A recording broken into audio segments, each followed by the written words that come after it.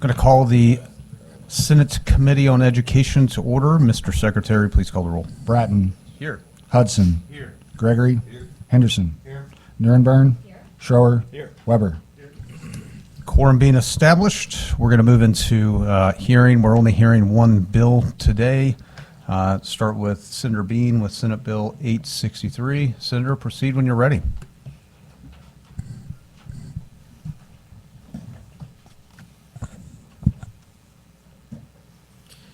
Thank you, Mr. Chairman, members, committee. For the record, State Senator Jason Bean representing the 25th District here to present for your consideration Senate Bill 863. Senate Bill 863 requires the governor to appoint a board of directors to oversee. Can you turn your mic on? Make sure. Yeah. It's on. Is it? Can you pull? That way people can hear. Thank you. Oh, sorry about that.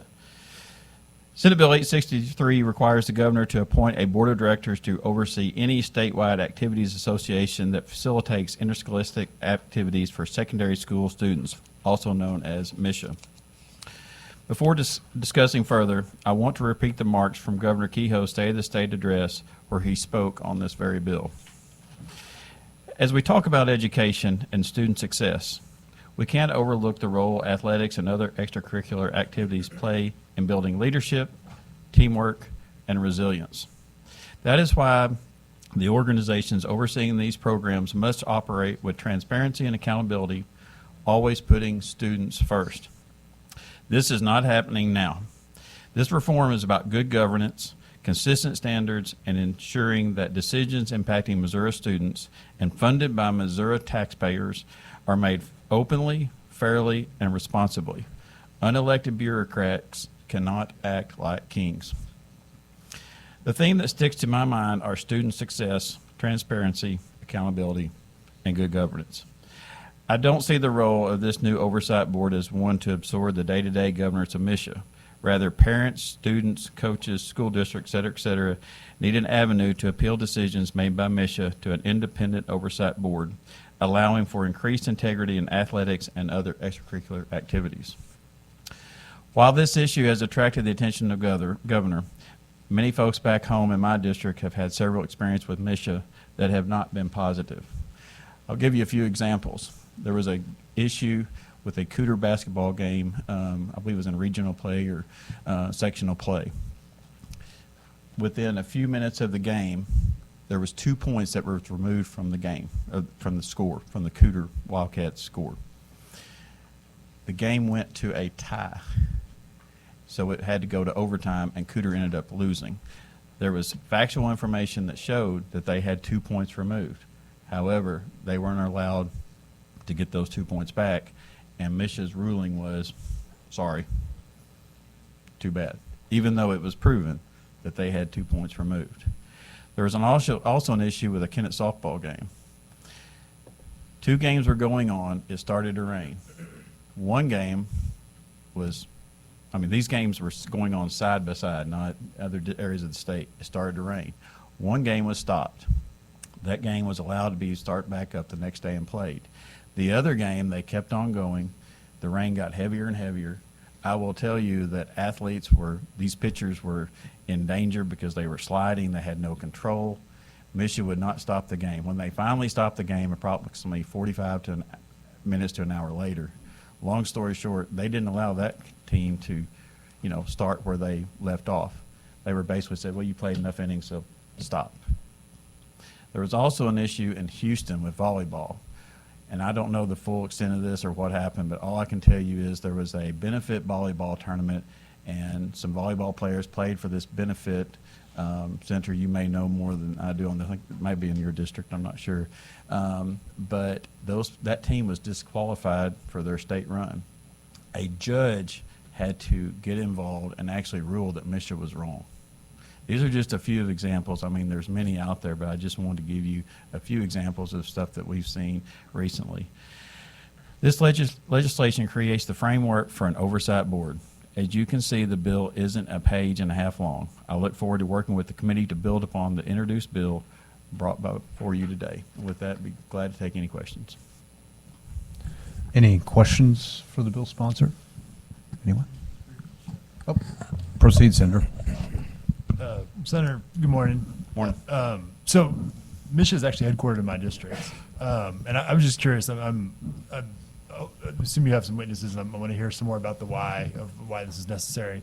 But my specific question is for the oversight board. What does that oversight entail? Would that include like controlling the budget and running, essentially taking over? Because this is Misha right now is not a governmental organization, right? It's a nonprofit that schools voluntarily participate in. Their fees are paid, though, by taxpayer dollars, so that's why we feel like the oversight is necessary, a governor-appointed board. I think that this is still a work in progress. We definitely want to see on the appeal process, but that could be, also into other sections. I think that's just how we build this as it goes and what the governor sees fit. Okay, thank you, appreciate it.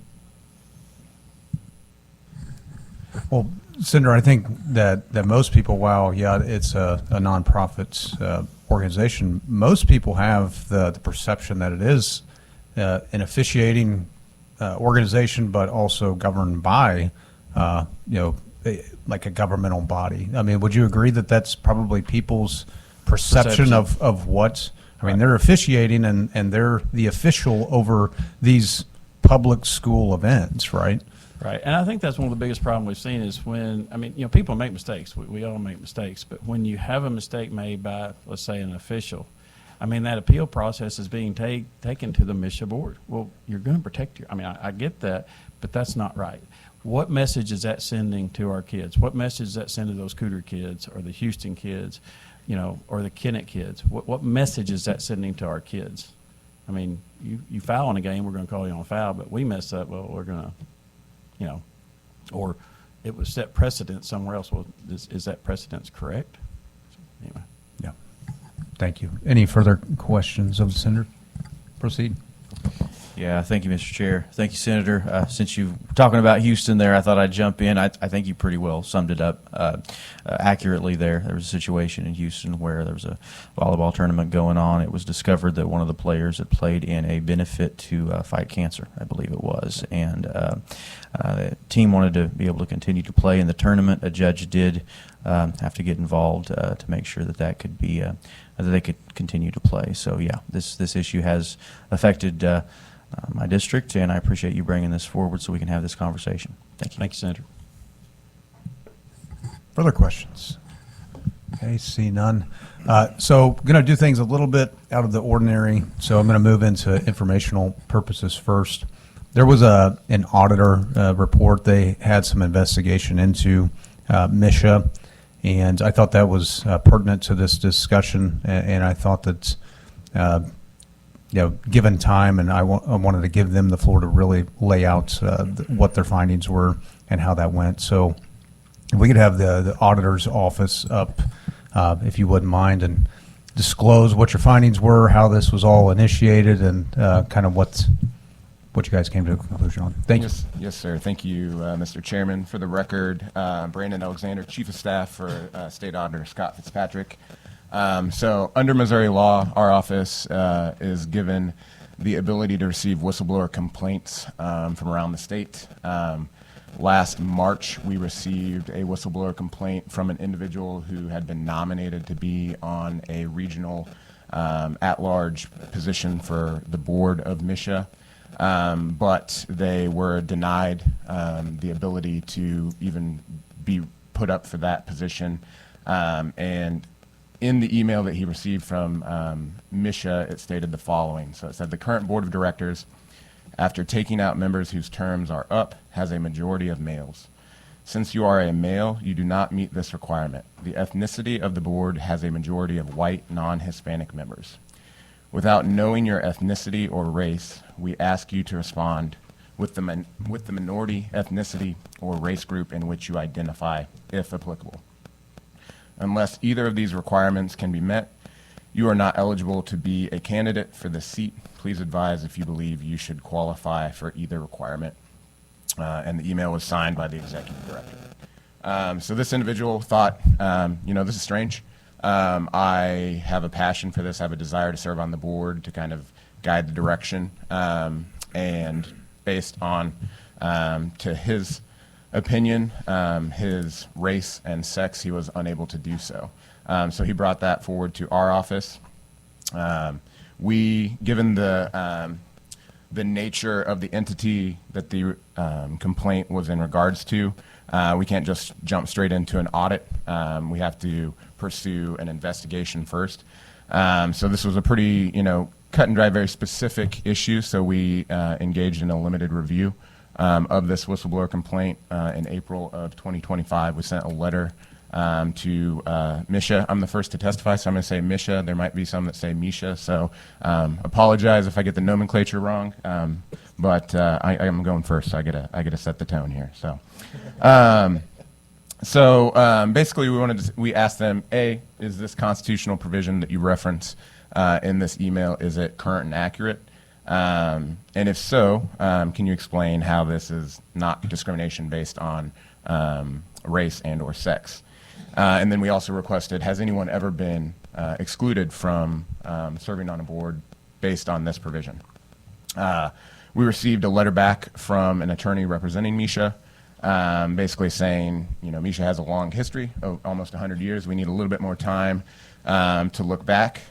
So we responded to that response, basically saying, we'll save you some time searching. We only want to know, under this specific provision that is in your Constitution, has anyone been prohibited from serving on the board? And then we reiterated our other two requests. We received in mid-June another response back from the attorney stating that the provision in the Constitution actually expands access rather than restricting it, and that it doesn't impose a quota on board membership and is not exclusionary, and therefore does not create a barrier to participating. So we received that. We replied back in mid-July of 2025, informing them that we had received a whistleblower complaint, and that complaint provided an example where an individual was prevented from serving on the board due to their race and/or gender. In August of 2025, we received a response back, essentially them doubling down on the fact that the rule does not impose a prohibition on race, gender, or geography in general, so therefore it is not discrimination. At that point, under statute, we have the ability to refer matters to the Attorney General for them to pursue if they so deem that it's necessary. Given the fact that it was very clear that Misha was under the interpretation that this specific provision and the specific example was not discrimination, we referred it to the Attorney General for her to review and pursue. And we did that in November of 2025. So that's kind of the for information purposes, the background of the specific whistleblower complaint that we received, what we gleaned from our back and forth with Misha, and then ultimately determined that the best course of action was to refer it to the Attorney General for her to pursue and adjudicate. Thank you. Now, since the last what's been the last communication? Was it November with the Attorney General's office? Yeah, that's from our end, our referral to the AGO. They are acting on it. That's ongoing. I don't know the current status of that, but that was our last correspondence was in November of 25 to refer that to the AGO. Okay. All right. Yeah, because which I don't know if the committee has. I just received, and this is basically the report from the auditor's office, and I'll have it distributed to the committee members. But I mean, it's clear in this from Dr. Jennifer, is it Rukstad? I mean, she clearly states that because the person was a male, white, non-Hispanic, that you are not accepted or eligible for this position. I mean, it's blatantly clear in her email with her heading. I mean, that's about as in your face discriminatory as I've seen. So, and it's in their Constitution above for their qualifications. So, I think it's pretty cut and dry. But again, I'll distribute this if you guys haven't seen this to the committee. That way you can see. If you'd like, I can even pass it down to you. So, any questions? Proceed, Senator. Do we know who the victim whistleblower is, or is that not allowed to be disclosed? So in this particular instance, the individual gave us permission to share their identity. If you've got the full back and forth, if you go to probably page 12 is the actual email that the individual received. And then in Misha's response to that, they also identify the individual by name. It's a superintendent from Southwest Missouri. Okay, thank you. Any further questions? Okay. Thank you very Thank much you. for, Yep. for being willing to My come up. pleasure. All right. So now we're going to, is there any other informational purposes? So we can stay on that topic. Okay. Seeing none. Is anybody from the Attorney General's office in here? I guess I should have had them here. I apologize for that. Okay. But Should be, am I supposed to? No, he'll call you. so we're doing informational, and I'll go to in favor, and that's when you'll be. So okay. So I'm going to close out the for informational purposes, and go to for the legislation. So if you're for this piece of legislation to testify in favor, you can come forward now. And be sure to fill out a witness form when you do. Okay. And when you come up, state your name and but proceed when you're ready, sir. Thank you. Okay. Yes, well, I'm Nick Perler, and I'm a wrestling coach in Missouri and have been for 27 years. We actually operate an academy for wrestlers, and we're actually the largest wrestling academy in America. So I've been doing this for a very long time. But I have a couple of issues and stories of Could you former bring wrestlers of the mine. microphone close? We have people that listen in, so Okay. that's why it's Yeah. important. So Thank I you. have a couple of stories of wrestlers and that I think should have been treated more fairly. And my stance is that if Misha, who does a wonderful job, if they feel like the coaches and athletes and athletic directors should be under some oversight, and I would agree with that, they should probably voluntarily say, well, we're okay with some oversight as well.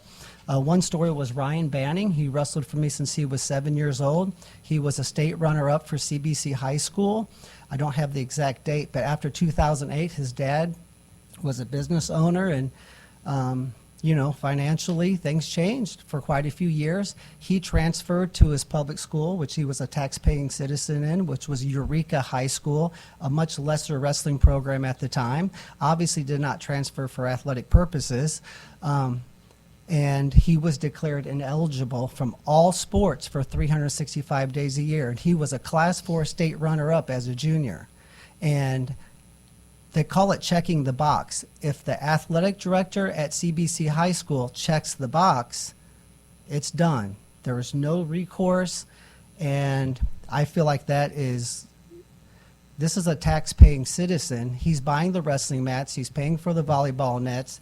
They should have some way to, I guess, be heard and try to get eligibility back. There was another wrestler, was not one of my wrestlers. This was probably 15 or 16 years ago. Steve Cross, Francis House Central, very good friends of mine.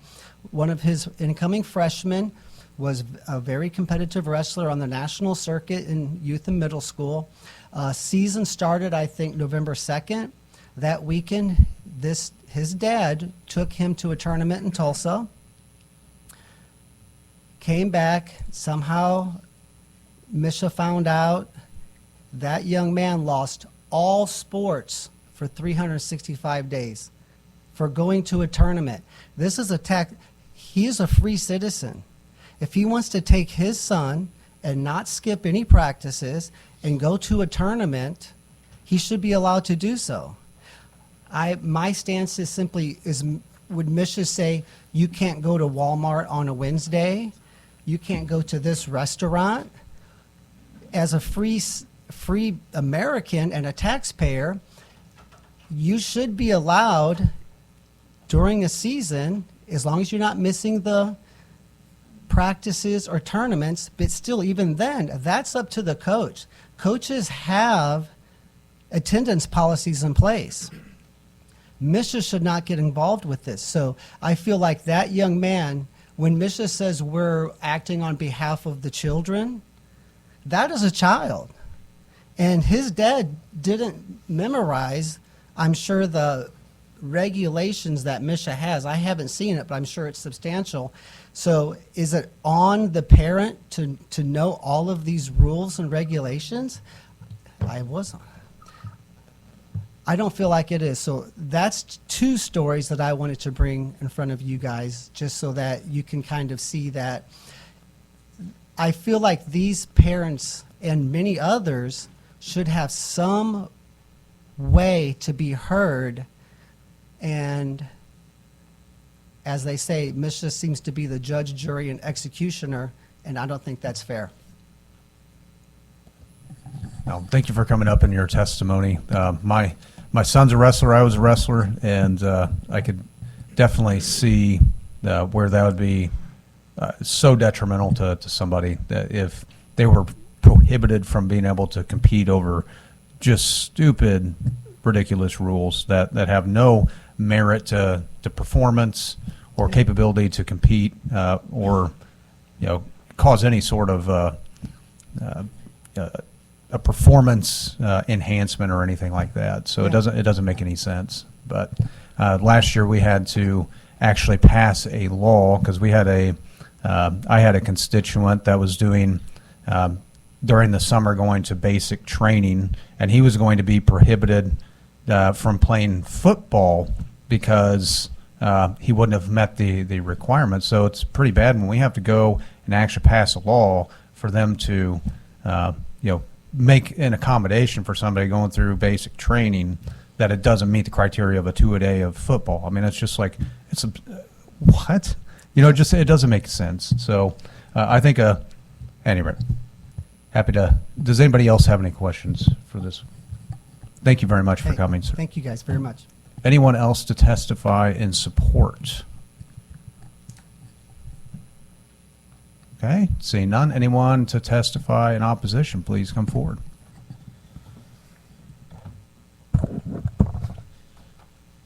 Mr. Chairman, the House hearing is going on currently. So Dr. Ruckstag, who is with Misha, is currently on the stand over testifying on the Representative Cook's bill. So I am here. I've turned in. I'm sure she will be here. I don't know what we plan on doing if there would be any ability to allow for her to get over here to be able to testify, because I know she would love to. Yeah, but if talk to you guys. if we're still in the hearing and she walks in, I'd love to have her give her. So I'm here on behalf of the Missouri Council of School Administrators, not specifically Misha, only because our members make up a number of the people that are involved in Misha. So I want to sort of preface that to say, the thing that I'm here to talk about more than anything, and what we've worked with Senator Bean over the last few years, and have had conversations even this session about, I think when it comes down to an entity like Misha, I do think it's important to understand the process that does play out. That organization oversees thousands of events every single year.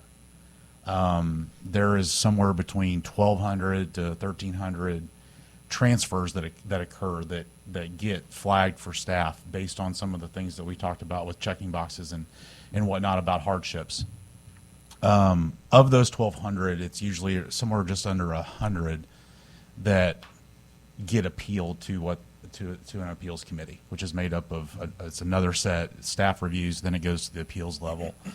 At those appeals level, and Jen could talk more about this if she's able to get here, but I do think it's important. At that appeals level, it actually allows for parents to be there in the room to talk to other teachers, administrators, ADs, principals, the like, that are on that appeals committee.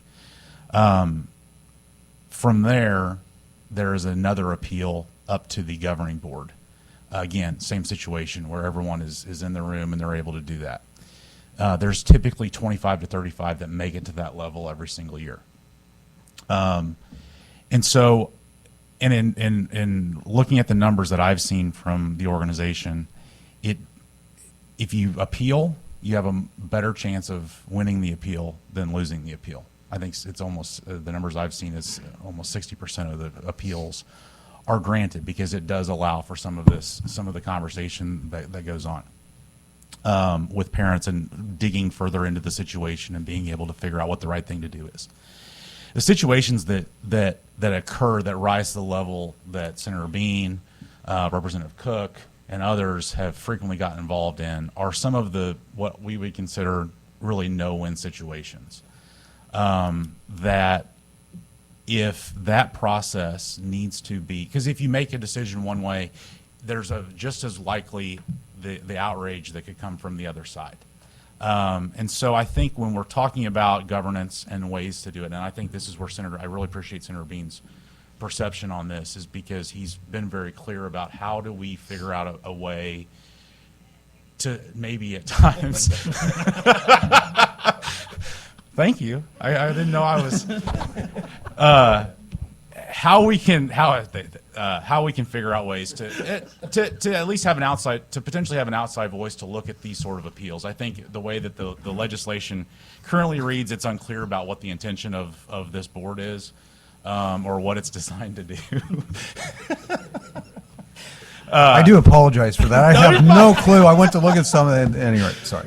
It's apparently the new update or the new phone does not, it doesn't stop volume. So anyway, so if there's, I think we're committed to working, I think from our perspective, sitting back is not necessarily the mission directly, but having a fair process that can ensure that everyone's voice is heard, and that if there needs to be an outside voice in that, I think that's something we're willing, I think makes sense to discuss.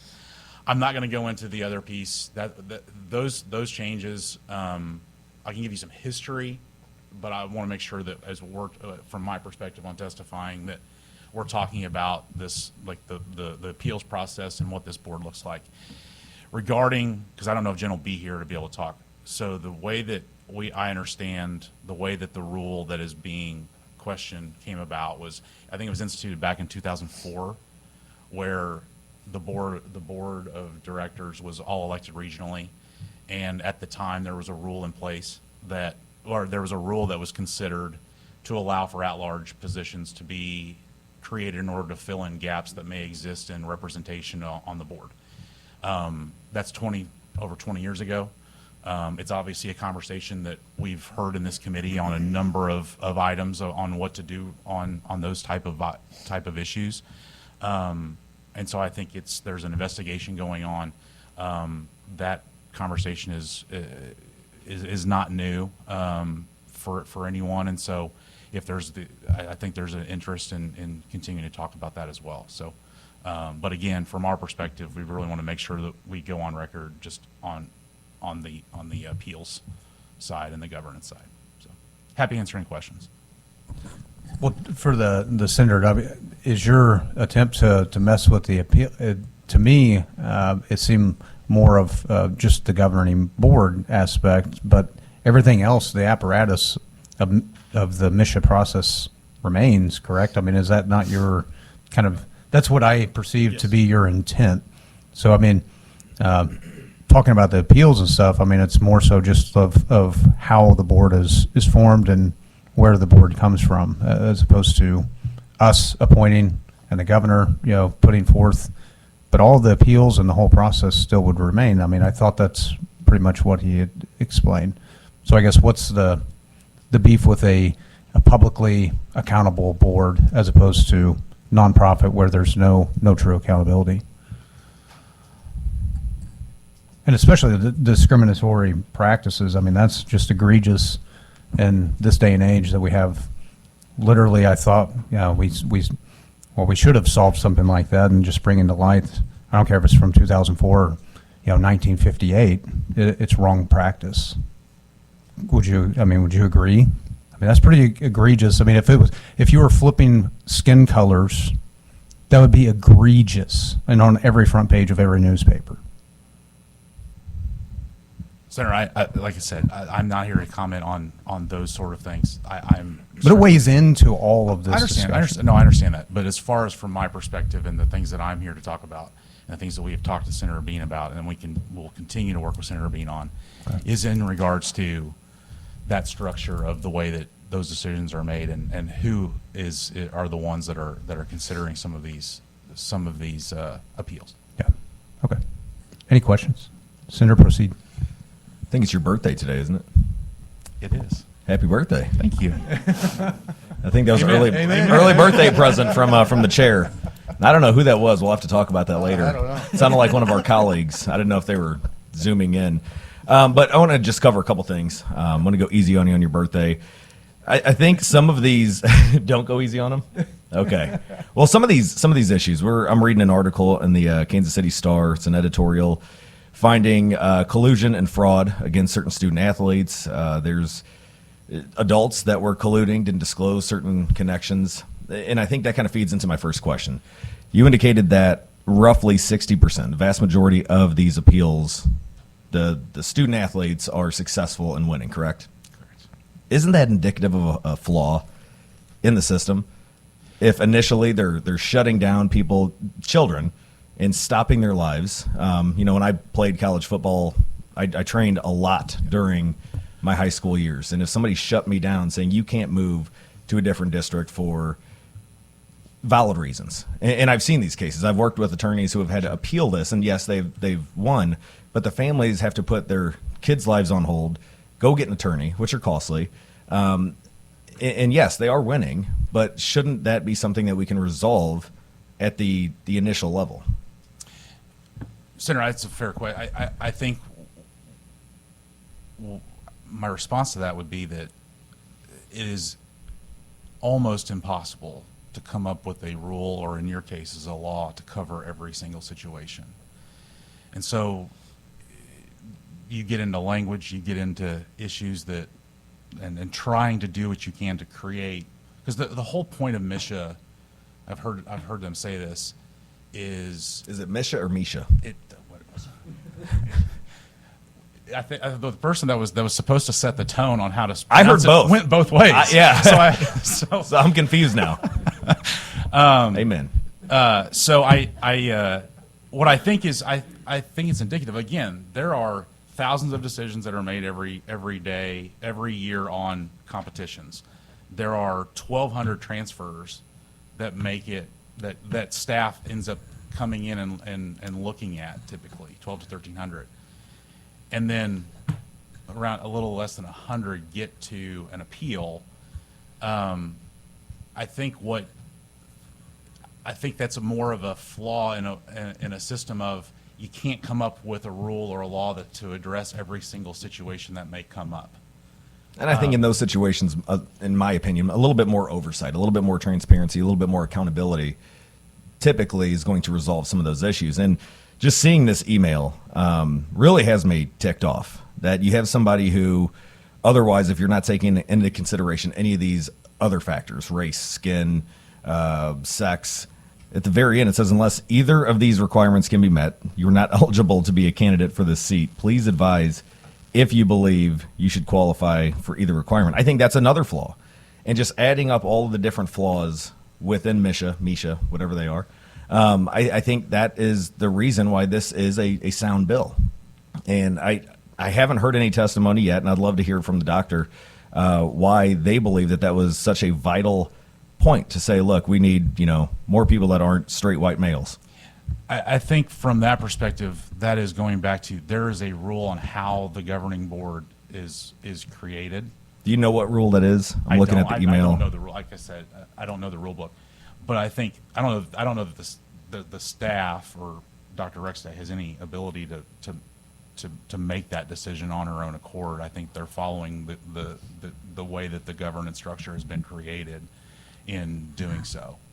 So I don't know that I don't necessarily place the blame on her. She has to uphold the You believe laws that if that is the case, that certain factors like race are taken into account on the board, do you think that that's something that the board needs to modify, in your expert opinion? I think what I would say, without going into any of my personal opinions or anything like that on that, I think given the conversations that this committee has had and is going on culturally on this, I think it is an appropriate conversation to be having right now, just in general. And we should all be very, very cautious and very attentive to that dynamic. I believe like the Missouri Bar has a similar situation in their governance structure, right? Like those sort of things are I would, to see what has went on in this committee in this building over the last several years, it's clearly something that that everyone has to be aware of, that dynamic and what the public is saying about some of those things on both sides. As Senator Bratton and others have had bills on this, and it creates a ton of conversation amongst policymakers that come from very different parts of the state. Well, I think and the have very biggest- different political perspectives. I think the biggest issue here is that we're dealing with kids. I was talking to my colleague here about kids earlier, our kids. And in an age of bullying, I've seen cases where appeals to move to a different school because of bullying, with social media posts, text messages clearly illustrating the mental anguish that these kids were going through. I think it was necessary for Misha to approve them to move to the other district. And instead, they had to pay thousands of dollars to attorneys, put lives on hold, testify to the validity of these things and the mental anguish that they were going through. I think more needs to be done. Is this a silver bullet? I think we're getting there. I think we're getting close. But I appreciate your time coming in here on your birthday. And just, amen. That's all I got to say. Proceed. Sorry that I said to go ahead and dig in on your birthday, but little known fact, 20 years ago, Mike, where were we both? Yeah, for everyone in here, I think I've known Maggie longer than I'm sorry, Senator Nurnberg. We interned together. Me for years ago, and for we were Senator very Engler and her for Republican Senator Chuck Gross. So, And even during that time, I was known as the liberal hippie intern, so continuing in that spirit today. But no, thanks for being here and happy birthday. A couple things, just honestly, just a comment. I don't even know. Feel free if you want to respond to something. One of the things that, as you mentioned to start with, right, Misha, there are thousands and thousands of activities that occur every year. Are there going to be flaws when there's that extent? Absolutely, right? I think most of us, if we weren't athletes, our kids are athletes. I had really the privilege of being a coach, understanding all the guidelines of Misha. For example, different trainings that I had to do and renew annually that were really important to make sure that we were keeping kids safe. One of the really important things, again, to note, though, is that this is an organization that is voluntary for the schools to join. And again, we have public schools, we have private schools, we have charter schools. But when I look up today, the board of directors, these are school experts. They're experts in policies and procedures, and there is always room for improvement. Okay? I think some of the conversations that we've even had today, I'm sure internally, schools are going to be hearing and perhaps weighing in. And again, those schools, as members, have an opportunity to help form the rules. And whether it's about the membership of the board, or whether it's about how to improve the appeals process, or even some of the maybe clearing up a little bit of the transfer policies and some of that. I think there's plenty of room there. But I think one of the things that caused me a lot of pause is if we start here on nonprofits and trying to say that that's going to be a appointed board by the governor, where are we to stop? Think about the amount of nonprofits that exist across this state. So now it's the state's job to get involved in all of these other nonprofits. And again, that it really goes to, I think even Senator Weber brought this up at the beginning. I guess what's the goal here in terms of the oversight that we're trying to have as a state to all of these organizations? So that certainly should cause me some pause when I look at what's our role as government. Is it to continue to grow state government and be in everything? Not necessarily, but I would say certainly the schools that are paying into this and paying dues, sure, they should be heard by Misha, and there hopefully should be some response to some of this, some of the concerns that have been brought forward. So just wanted to share those thoughts. Just timekeeping, it's 9:45. We do go in at 10. So how many people plan to testify in opposition? Can I see it? Show hands real quick. Okay, so one more. Okay. I'll be real Or quick. two more. Okay, I'm sorry, I didn't see you. I apologize. So, As Proceed, probably sir. one of the people in here, I spent 31 years in education. I've actually had to go before Misha because I was mean to officials, and I probably deserved it. I got written up. And so I've been there before. Some of you may have been shocked at that, but and I probably deserved it at the time. I've also gone before Misha when we had our volleyball coach took them to the wrong tournament. They weren't supposed to. In that instance, we had to appeal all the way up, and they did give the kids their eligibility. Our coach had to go through training on the rules of Misha at that time, and we were forced to go through some retraining on it. I've seen what I would call the good, the bad, and the ugly of Misha. I've been through one where I think they made a bad decision. I won't go into all the details of it. That was way back there a long time ago, probably several directors ago. And I'm a little different than some in here in that I don't think enough. I talked to a couple board members because one of them played sports farming down on the board there, Gibby, and he's still on the board up there. And then I talked to several athletic directors. And athletic directors admitted to me, we probably don't mark that they're moving for athletic purposes enough because we don't want to catch heck about it. I think they need to be fairly strict if it's only for that, and I'll give you one good reason. If open enrollment passes, it can't become the Wild Wild West. And I'm in favor of the bill, so I want to get to that point too, because I think it kind of takes Misha off the hook if we have a board they can go to next. Let Misha do their job. And then if there is another one right there that helps with that, it takes a little bit of that off. But if open enrollment passes, think about that just for a second, all the eligibility issues and super teams and how mad parents are going to be if we start creating this, that's going to be a factor. But I've seen the good, the bad, and the ugly of Misha. Like I said, I've been written up myself, so I'm probably the only one in this room that can say that. And I was yelling at the official, and I probably yelled too much. But anyway, I wanted to kind of go through that, and I do think that in a way it takes Misha off the hook.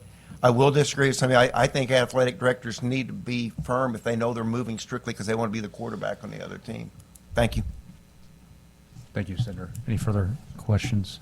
Now, brought up the fact that it's voluntary to be a part of this, but how many other governing, officiating organizations of public schools do we, I mean, because I know my kids, it's always under a Misha event. It's not under any other. Yeah, so with the, like archery, I think is something that. But I'm talking like they've chosen. So like I think real it's- sports, yeah, like football, not archery and bowling Right. or something. You know.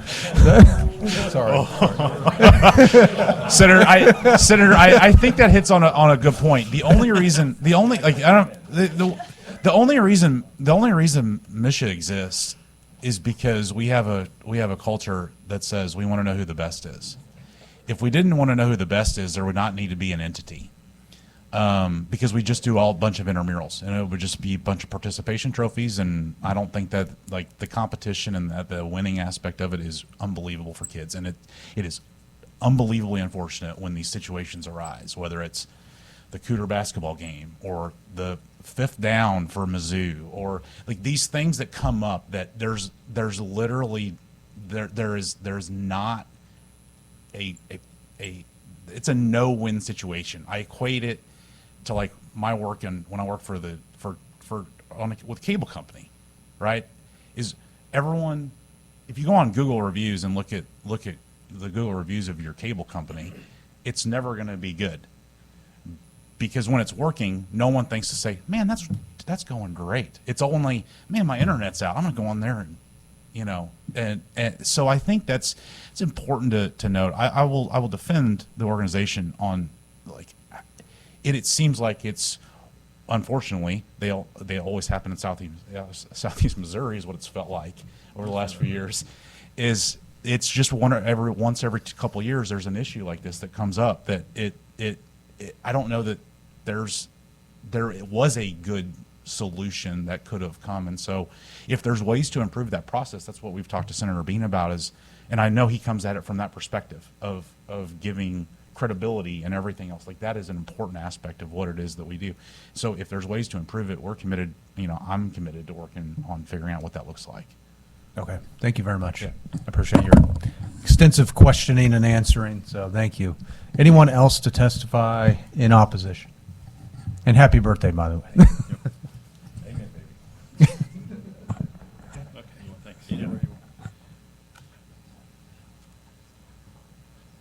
Mr. Chairman, members of the committee, Bill Gamble, registered lobbyist, appearing on behalf of the Missouri Association of Career and Technical Education. this is opposition very, very light. How's that? Because we've already had a discussion. The way the bill is crafted, we read it, and I think many do, that our student organizations would come under the purview of MSHA. So we're talking about FFA, we're talking about FBLA. I'd look to the expert over here, Senator Henderson. We'd like not be under the bill. So I think there's some language that's floating around. Talk to Senator Bean, talk to the staff. So just to point that out, because, you know, if it ain't broke, don't fix it. And, you know, our student organizations have thrived and been successful over the years. So that's it. No, thank you. Any questions? Okay, seeing none. Appreciate it. Anyone else testify in opposition, please come forward. Lisa Panett with Armor-Vine. We do not deny that there's abuses with MSHA, but we're objecting to this solution. So with the MSHA being a third-party NGO, they have no authority except what the local schools give it, and they can leave it and start a new group at any time. Creating a state group now creates a whole new level of bureaucracy and moves away from local control, and we don't want to see government expanded. And I just want to explain something that hasn't been discussed here during COVID. We had a problem with MSHA during COVID where they were listening to the state health department. And that's very important. They were listening to the state, who was attempting to commandeer the local schools to do their dirty work outside of their purview of authority and jurisdiction. And luckily, some school boards, like the principal of Armor-Vine, stood up against that illegal mandate. They were attempting to face like a forced quarantine and testing of children. So it was the state through MSHA. So they were saying, MSHA, we want you to do our dirty work. We don't want our hands on it. And so again, the principal of Armor-Vine said, no, we're not going to do that. And this would be creating a path to allow tyranny like that through MSHA by the state. And so whatever you want to do, we certainly don't want to see boards like this. I would be here screaming about boards like this. But we also want to ensure that the state isn't using MSHA to do their dirty work because they don't want to get blamed. Thank you. Any questions? So with bringing up COVID, I mean, I totally agree, but I mean, your actual example, MSHA already was enacting that, correct? No, they were attempting because the state was telling them to, but because MSHA was under local control, the school districts could reject that. This would change that. So they would have to be following the dictates of the state. And if you look at the other woke things that the state still continues to do, like DEI and SEL, the state hasn't gotten rid of, the WISC. They haven't gotten rid of these things that is in their purview to do if they wanted to get rid of them. And But they're not doing MSHA that, they're expanding it. Has basically enacted discriminatory practices. I agree. And I think that the way that they took care of it and going through the AG, I think we should do that. I think we should continue to do that. I think if you want to pass more legislation to even go further with that, I would, be applauding it. So with the, oh, okay. Never mind. Yeah. All right. No questions? Thank you Thank very you. much. I appreciate it. I see the director, so we were trying to, luckily it all worked out to where you were able to come and testify, and this is for, in opposition to the bill, if that's what you're coming for. Be sure, if you could, to fill out a witness form. You already did? Okay. All right, perfect. You may proceed when you're ready. Thank you. Dr. Jennifer Rexstad, Executive Director of the Missouri State High School Activities Association. I appreciate you hearing from me. As I understand, we have a hard stop at 10, so perhaps I should just take questions. Is that correct? You'll be able to take questions, but you can expound. So they're opening the Senate on the session, so they gave us about a few more minutes, so you Okay. can expound. I'll try to give a quick quick view of who we are. We're an unincorporated voluntary association of member schools who are public, private, and charter throughout our state of Missouri. We will be 100 years old on February 4th. We oversee 22 sports and activities. So not all of the extracurricular and activities and sports that are happening in our schools are overseen by MSHA, and not every school in the state of Missouri is a member. The schools make their rules. The Constitution and the bylaws of the association are voted on by each member. Each school gets one vote. It is a true democracy.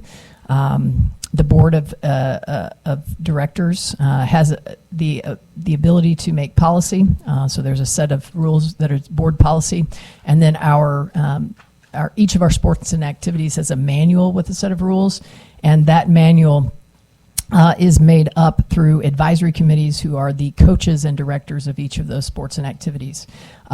So the rules are set forth by the schools, and the schools have asked the board to both host postseason tournaments to determine a state champion, and to keep the focused education-based and seek to find competitive equity and balance and fairness. And then the schools, essentially, this is a simplistic way to think of it, but the schools have said, we've set up our rules, now we need somebody to help us to follow them. And so they've hired a staff, and they've tasked us to be the experts on the rules they've written, and they've asked us to help them enforce the rules, and that's what our staff does. Okay. Is there another organization that does basically what you do in the state of Missouri, though, when it comes to states and what's deemed to be like all your semifinals and stuff? What other organization? I think there are parallel organization. I believe there's a Christian school. But I mean, on like public schools, mainstay. Like, is there a real, true competitor for you and what you do? Okay, so you're basically a monopoly of officiation for the state. If you really want to be like a state champion, I mean, it has to basically go through your organization. The state champion, the public has said that the MSHA champion is the state champion. That's what I'm saying. So yes. there's no competition. It's its own entity. And for interscholastic competition, you are correct. Okay. Now, we had the auditor's office come in due to a whistleblower, and I see an email that you sent in reply, that we're doing race-based nominations for these board members.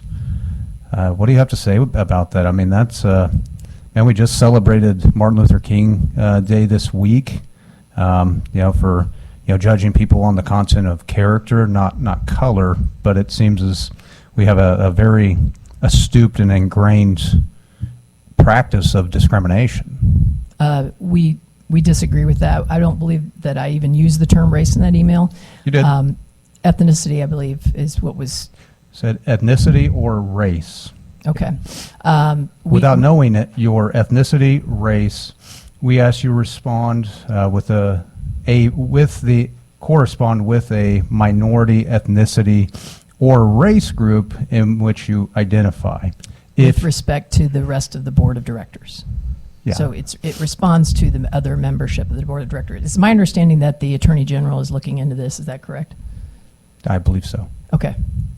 We await that investigation. Well, we're a different entity, but this is very pertinent to our discussion today. Okay. So I asked, I guess, what's your rationale in thinking that's proper? Our member schools voted in 2004 to add the two at-large positions for the purposes of ensuring that our board of directors reflected at least some of the membership in our schools and the participants in our schools, as well as the people who work in our member schools. So in 2004, the membership, not the board, but the membership, changed the Constitution by a 2/3 majority vote to add these two positions. They asked for the 8, at that time the board was 8 members, and they asked, these were add-on positions, so they are additional representation. And they asked at that time to look at the makeup of the current board and ensure that there is a voice for many of the students and schools in our membership, and that's where it came from. It's been there for since 2004. It has been public. It has been there is no one is trying to hide anything. That email it doesn't bother me that it's public because I'm saying So what you think it's our good Constitution policy, says. is what you're saying? It's served our organization very well. Served it well. So is there a requirement for, diversity on the field, who your officials are on There's the field? not. Well, why not? We don't govern the regular season in that way. We don't look at our at who's calling a game. We assign based on where they come from. Have they been well received by the schools in the regular season? So it's whether or not they can actually do the job and officiate and call the calls, play the play, make sure everything's in accordance to playing correctly. They're certainly assigned, not diversity. elected. They're assigned, not elected. Okay. So do you see I guess I see the huge glaring issue of an organization that's supposed to be like blind to any color or anything. It's calling balls and strikes and doing things properly, no matter who is on the field, that it's being done properly. So that's why when I see this, man, that's if you flipped race on this, would you not say that that's a racist policy? If this was a African American person and you had a policy that said that you could not be African American and you had to be another gender, would that be discriminatory? Based on our policy. But no, I'm asking you with that question. Would that be discriminatory? I'm telling you how your question would apply to our policy. So our Constitution, that would happen. Absolutely, that would happen if our board of directors had a majority African Americans at that time. And if that were the case, then we would not allow for an African American to be in the at-large position. But you find that policy to be correct? Our schools have found it to be correct for 20. I'm not asking what the 20%. school. I'm saying the policy in general to be correct. The You don't schools find that to made be the like policy. that's putting the finger on a scale, or that's just terrible practices? It is our contention. It is not a discriminatory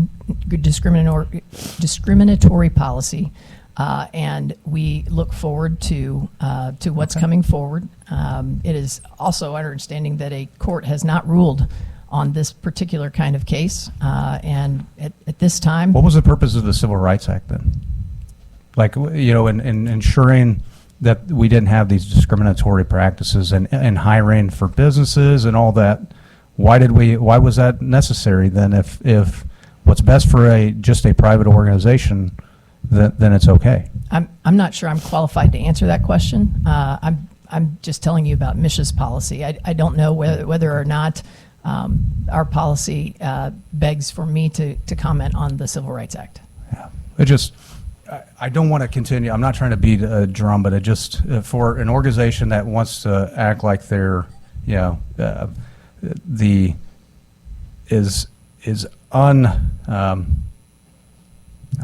trying to think of how I can phrase this properly. That is Switzerland as possible on the field, yet when your hiring practices and your board members, We don't have any hiring practices that say that. Well, I mean, This for is your an board, elected- for you to be a member and to qualify. Right, that's an election. It's a voluntary position. Yeah. There's no hiring.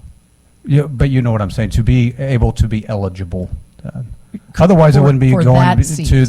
the Attorney General if this wasn't an issue. Every qualifying administrator in our state, whether they're a superintendent, principal, or an athletic director who qualifies for the board of directors, everyone from our 724 member schools has a seat they can run for. Every single one of them, no matter what. And those 8 seats are available to any of those folks. These 2 additional seats have some additional qualifiers. So we have not said that any administrator could not run for the board. Okay. Any questions? See none. Thank you for your testimony. Appreciate it. Thank you. All right. Any further in opposition? Okay. Seeing none. Senator, if you'd like to close, we don't have much time. We have I'll like just be 1 real minute. quick, just to clarify, all those examples that I gave did go through the appeal process. And the last one is, we had several people who were coming up today, but because of the impending snowpocalypse, a lot of people are trying to take care of their families, and that's what we got to do. So anyway, thank you all for your Be sure and get your bread and milk, folks. All right. Thank you. That concludes the hearing. I make a motion that we adjourn. Second, we're closed.